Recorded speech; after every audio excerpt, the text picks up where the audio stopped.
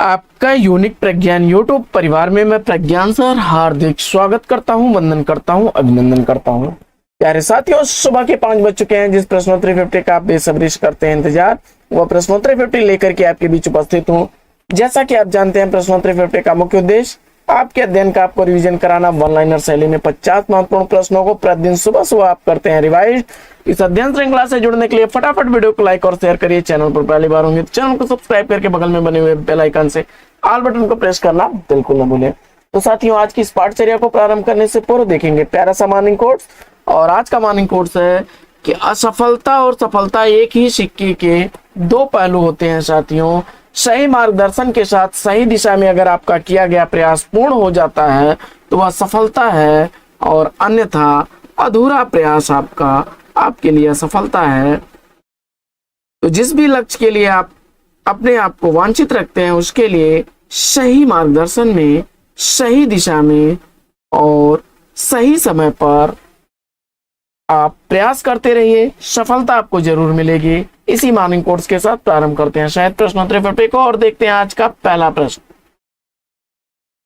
उज्ज्वल नीलमणि काव्य शास्त्री ग्रंथ की रचनाकार कौन है? इसका आपको जवाब बताना है।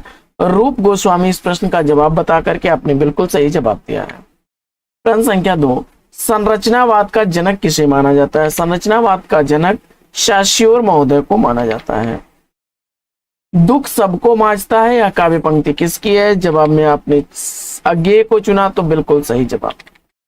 अगला प्रश्न है कि आदर्श दंपत्ति उपन्यास का प्रकाशन काल क्या है? इसका आपको जवाब बताना है। जवाब में आपने 1904 ईस्वी चुना, तो बिल्कुल सही जवाब। लज्जाराम मेहता द्वारा लिखा गया यह उपन्यास है। प्रगतिवाद किसकी रचना है? तो प्रगतिवाद कृति शिवदान सिंह चौहान की रचना है। आलोचना नामक प्रसिद्ध समीक्षा पत्रिका के संपादक कौन थे? आलोचना नामक प्रसिद्ध समीक्षा पत्रिका का संपादक आपने शिवदान सिंह चौहान को चुना, तो बिल्कुल सही जवाब। नामवर सिंह की रचना। अगला प्रश्न है कि सिक्का बदल गया किसकी कहानी है? सिक्का बदल गया किसकी कहानी है? जवाब में आपने कृष्णा सोबती को चुना, तो बिल्कुल सही जवाब। अगला प्रश्न है कि दुख की पिछली रजनी बीच विकसता सुख का नवल प्रकाश किस काव्य कृति का प्रबोध वाक्य है? और इस प्रश्न का जवाब कामायनी जयशंकर प्रसाद को आपने चुना, तो बिल्कुल सही जवाब। अगला प्रश्न है कि प्रेम पथिक का प्रकाशन काल क्या है? प्रेम पथिक कृति का प्रकाशन वर्ष 1914 ईस्वी आपने चुना, तो बिल्कुल सही जवाब। जयशंकर प्रसाद की यह रचना है। अगला प्रश्न है कि शकुंतला की अंगूठी नाटक के नाटककार कौन है? तो शकुंतला की अंगूठी नाटक सुरेंद्र वर्मा द्वारा लिखा गया 1990 ईस्वी का प्रकाशित नाटक। अगला प्रश्न है कि द्विवेदी युग को जागरण काल किसने कहा है? द्विवेदी युग को जागरण काल कहने वाले हैं डॉक्टर नगेंद्र। और प्रश्न संख्या 12 है कि हिंदी में समस्या नाटकों का प्रवर्तन का श्रेय किसे जाता है? जवाब में आपने लक्ष्मी नारायण मिश्र को चुना, तो बिल्कुल सही जवाब। अगला प्रश्न है कि ग्रंथि का प्रकाशन काल क्या है? ग्रंथि रचना का प्रकाशन वर्ष आपने 1920 ईस्वी की सुमित्रानंदन पंत की रचना चुना, तो बिल्कुल सही जवाब। अगला प्रश्न है कि माइकल मधुसूदन कृत मेघनाद वध का हिंदी अनुवाद किसने किया? जवाब में आपने मैथिली शरण गुप्त को चुना, तो बिल्कुल सही जवाब। मधुप उपनाम से उन्होंने किया था। अगला प्रश्न है कि पर्णदत्त जयशंकर प्रसाद के किस नाटक का पात्र है? तो पर्णदत्त जयशंकर प्रसाद द्वारा लिखे गए स्कंदगुप्त नाटक का पात्र है। 1928 ईस्वी का प्रकाशन वर्ष है। अगला प्रश्न है कि शतरंज के खिलाड़ी किसकी रचना है? तो शतरंज के खिलाड़ी कृति मुंशी प्रेमचंद की रचना है। कामायनी को मानवता के रसात्मक इतिहास की संज्ञा किसने प्रदान की है? जवाब में आपने नंद दुलारे वाजपेयी को चुना, तो बिल्कुल सही जवाब। अगला प्रश्न है कि रीत काल को श्रृंगार काल नाम किसने दिया है? रीत काल को श्रृंगार काल नाम देने वाले आचार्य विश्वनाथ प्रसाद मिश्र हैं। चिंतामणि का पहला भाग कब प्रकाशित हुआ था? तो चिंतामणि का पहला भाग 1939 ईस्वी में प्रकाशित हुआ था, जिसके संपादक आचार्य रामचंद्र शुक्ल थे। दूसरा भाग इसका प्रकाशित हुआ था 1945 ईस्वी में, आचार्य विश्वनाथ प्रसाद मिश्र इसके संपादक थे। तीसरा भाग के संपादक नामवर सिंह थे और 1983 ईस्वी में प्रकाशित हुआ था। 2004 ईस्वी में प्रकाशित हुआ था चौथा भाग इसका, जिसके संपादक कुसुम चतुर्वेदी और ओम प्रकाश थे। प्रिया नीलकंठी निषाद बांसुरी निबंधों के निबंधकार कौन है?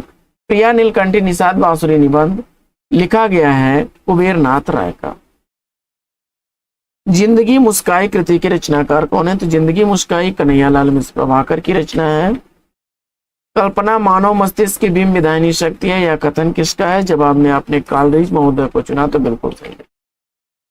अगला प्रश्न, सरस्वती श्रीधर नरेश मेहता के किस उपन्यास के पात्र हैं? सरस्वती श्रीधर नरेश मेहता द्वारा लिखे गए या पथबंधुता के पात्र हैं और 1954 ईस्वी का प्रकाशन वर्ष है।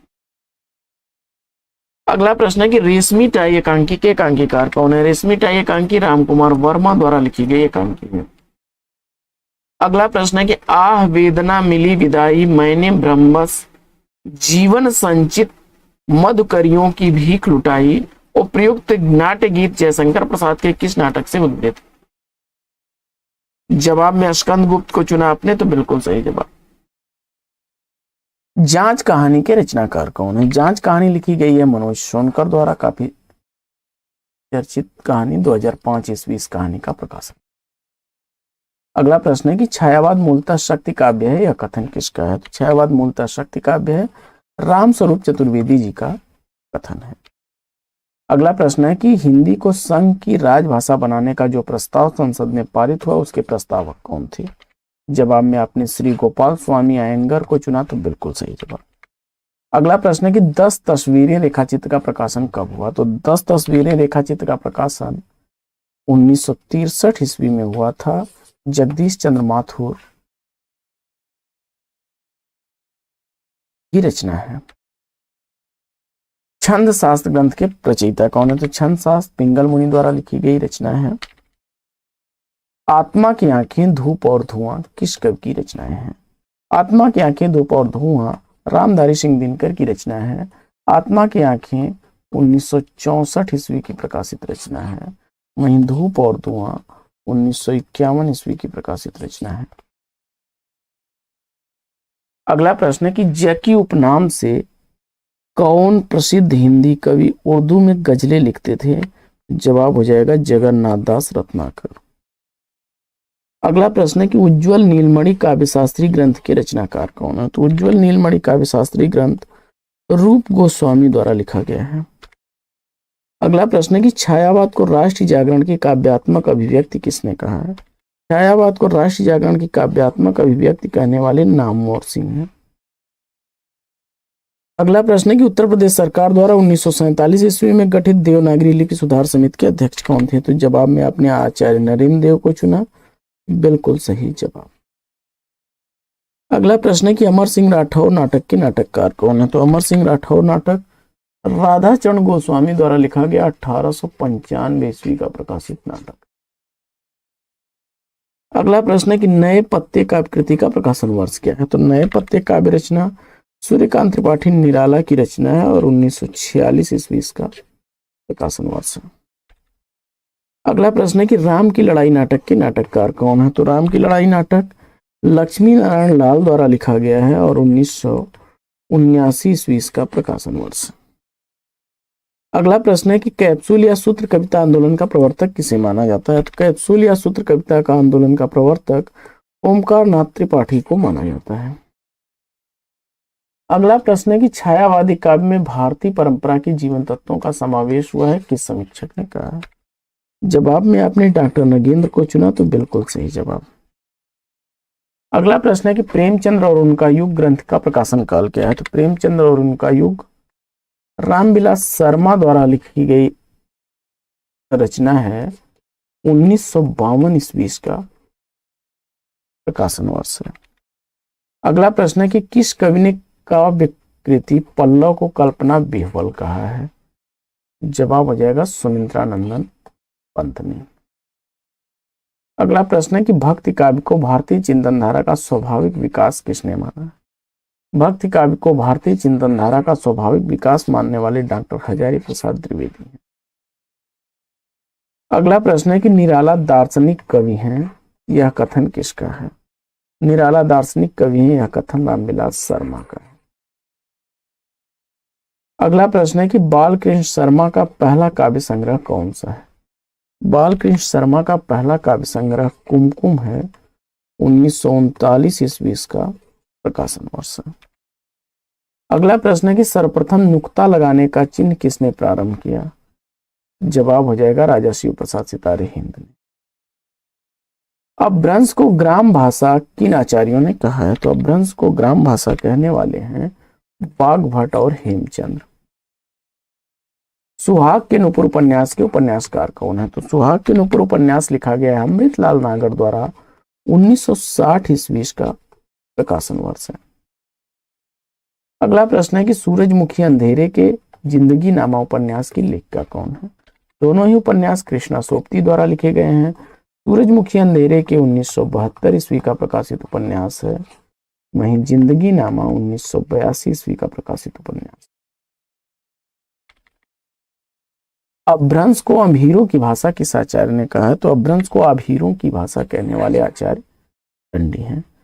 तो साथियों, आज की प्रश्नोत्तरी 50 आपको कैसी लगी कमेंट्स करके जरूर बताइए। आज की इस पाठचर्या में यहीं पर विराम, फिर मिलेंगे आपसे अगले वीडियो में एक नए प्रकरण, एक नए टॉपिक, एक नए अंदाज में। तब तक के लिए लेते हैं आपसे विदा। आपका जीवन मंगलमय हो। बेस्ट विशेष, बेस्ट ऑफ लक। जय हिंद साथियों।